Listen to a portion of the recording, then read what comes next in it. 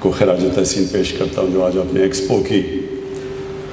اس expo کے اندر جتنا میں نے دیکھا ڈفرینٹ جتنی بھی ریلیٹڈ انڈسٹریز کنسٹرکشن سے ہیں, مجھے بڑی خوشی ہوئی دیکھ کے.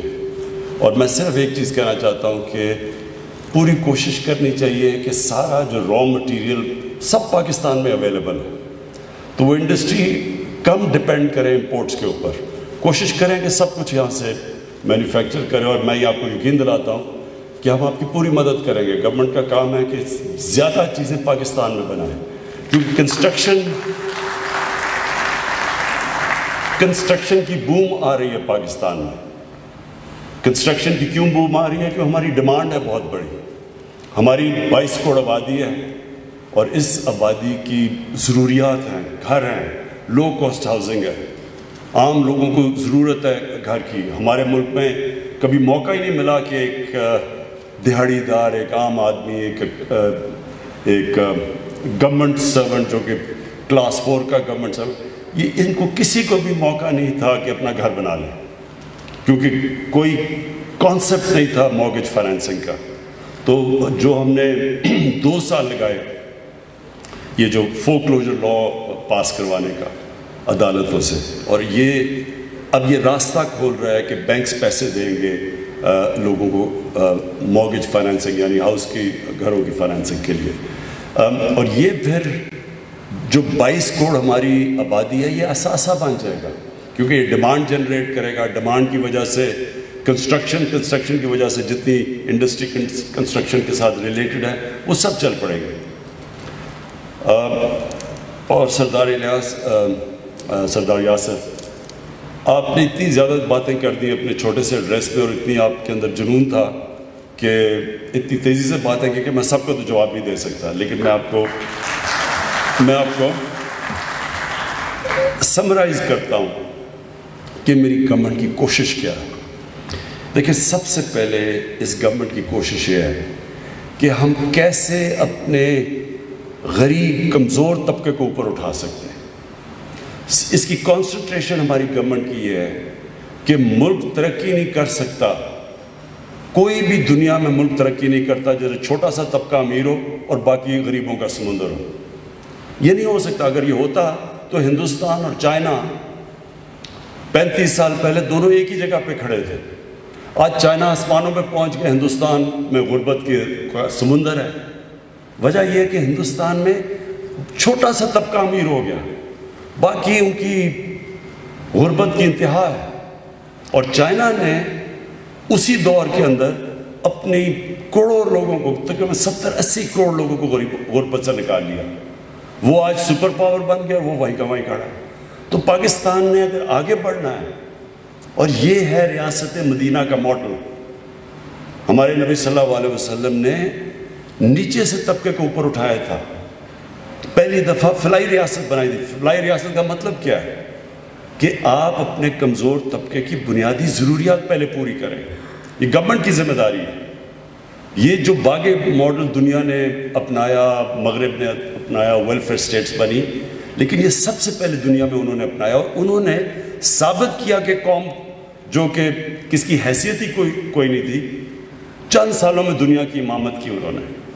تو ہمارے بھی پاکستان میں چیلنج یہ ہے کہ ہم نے کبھی اس کمزور طبقے کی طرف نہیں دیکھا, کبھی کوئی پالیسی نہیں بنائی نچلے طبقے کے لیے. انگلش میڈیم تھوڑے سے طبقے کے لیے, باقیوں کے لیے, اور تعلیم کا نظام صرف اوپر کے طبقے کو نوکریاں, باقی نیچے اوپر ہی نہیں آ سکتے تھے. ہسپتال دیکھیں, گورنمنٹ ہاسپٹل اچھے چلتے تھے جب ہم بڑے ہو رہے تھے. آج صرف پرائیویٹ ہاسپٹلز ہیں لوگوں کے لیے جو پیسے والے ہیں, باقیوں کے لیے گورنمنٹ ہاسپٹل میں علاج نہیں چلا گیا. تو سارا چیلنج یہ ہے کہ اب یہ گورنمنٹ کی پالیسیز ہوں اس طبقے کو اٹھانے کے لیے اوپر, جس کو ہم نے 70 سال سے پیچھے چھوڑ دیا. تو یہ جو کنسٹرکشن ہے یہ میرے لیے کیوں, جب کرونا کے دوران میں نے خود IMF کے ہیڈ کو ٹیلی فون کر کے کہا کہ ہمیں کنسٹرکشن انڈسٹری میں, ہم IMF کے پروگرام میں تھے, ہم وہ ٹیکس ریلیف نہیں دے سکتے تھے. بدقسمتی یہ ہے جب آپ قرضے لیتے ہیں تو جو قرضے دیتا ہے وہ پھر اپنی شرائط دیتا ہے, تو ان کے اوپر ہم وہ انسینٹیو نہیں دے سکتے تھے.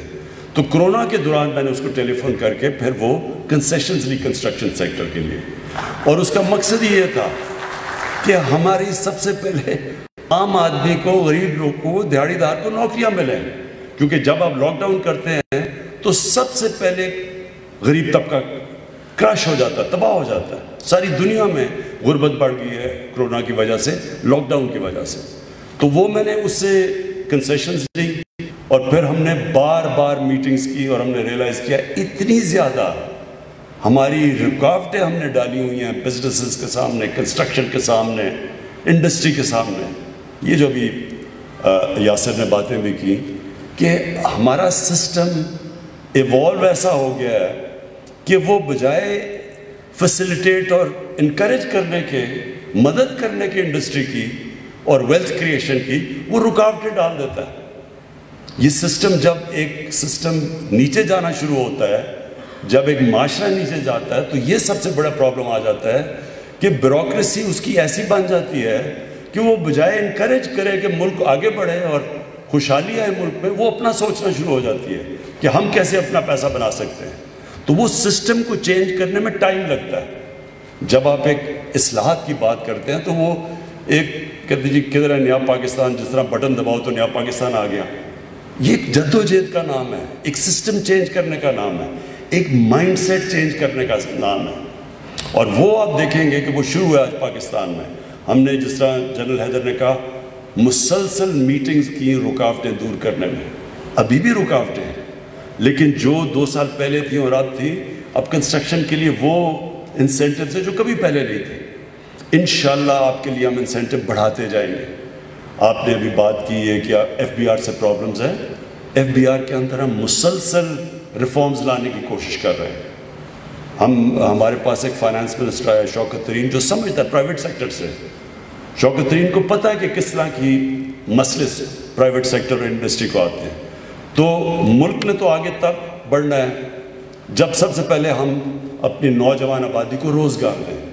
کنسٹرکشن سیکٹر سب سے زیادہ روزگار دیتا ہے، کیونکہ وہ صرف کنسٹرکشن یعنی اس کے ریلیٹڈ جو سارا سیکٹر ہے، وہ جب سارا اکانومی چلنی شروع ہوتی ہے، یہ ایک طریقہ ہے سب سے پہلے روزگار دینے کا، ویلتھ کریشن، دولت میں اضافہ کرنے کا، اس سے ریونیو بڑھانے کا۔ ٹیکس آپ کا ریونیو بڑھے گا تو آپ اپنے خرچوں کو پورا کریں گے، اور پھر جو قرضے لیے ہوئے ہم نے ان کو قرضوں کو واپس تب کریں گے جب اکانومی گرو کرے گی۔ تو سب سے پہلے اکانومی گرو کرتی ہے اس کے کنسٹرکشن پہ۔ دوسری چیز ایکسپورٹس کی آپ نے بات کی، بالکل آپ کی بات ٹھیک ہے کہ ہم نے اتنی ظلم کیا اپنے ملک پہ کہ ہم نے اپنی ایکسپورٹس کی توجہ ہی نہیں دی۔ تو اگر ایکسپورٹس نہیں بڑھے گی ملک میں، کیسے ملک کی دولت بڑھے گی؟ اگر آپ امپورٹس کے اوپر ریلائی کریں گے تو پیسے دینے کے لیے ایکسپورٹس کی ضرورت ہے، اور ایکسپورٹس سوائے ٹیکسٹائل کے کسی نے سوچا ہی نہیں ایکسپورٹس بڑھانے کا۔ تو چھوٹے چھوٹے ملک ہیں ہمارے سے پتہ نہیں 10 15 گنا زیادہ ایکسپورٹ کرتے ہیں۔ اتنا سا سنگاپور ہے 300 ارب ڈالر کی ایکسپورٹ کرتا ہے، پاکستان کی انشاءاللہ اس بار ہم سوچ رہے ہیں 30 ارب پہ پہنچ جائے۔ تو یہ 22 کروڑ کا ملک، اس کا پوٹینشیل تب ہے جب ہم اپنی انڈسٹری کو انکریج کریں، ایکسپورٹ انڈسٹری کو خاص طور پہ انکریج کریں، اور بزنس کمیونٹی کو کہیں، جس طرح آپ نے چیمبر نے بڑی اتنی زیادہ یاسر آپ نے باتیں کر دی کہ مجھے تو پتہ بھی نہیں اب میں کس کا جواب دوں، لیکن ایک چیز کہوں گا کہ ضروری یہ ہے کہ اب ہم اپنے آپ کی مدد کریں، ہم آپ کی فیسیلیٹیٹ کریں، گورنمنٹ آپ کے لیے آسانیاں پیدا کریں، ایز آف ڈوئنگ بزنس آپ کے لیے کریں، لیکن آپ بھی گورنمنٹ کی پھر مدد کریں ٹیکس دے کے۔ ٹیکس دیتے نہیں ہیں لوگ، ٹیکس دیتے نہیں ہیں اور کہتے ہیں یہ بھی خراب ہے، وہ بھی خراب ہے، یہ بھی برا ہے، وہ بھی برا ہے۔ یہ ایسا ہے کہ جنت میں جانا چاہتے ہیں لیکن اچھے مال نہیں لے کے آنے۔ آپ جب تک ٹیکس نہیں دیں گے ملک کی کیسے دولت بڑھے گی؟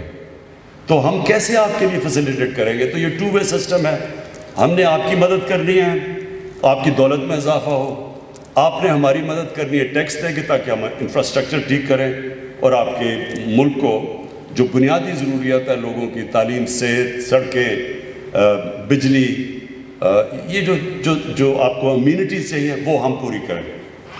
تو تو میں پھر سے آپ کو اس ایکسپو کی مبارک دیتا ہوں، اور انشاءاللہ اسلام آباد چیمبر آف کامرس کے ساتھ ساتھ ہم کام کریں گے۔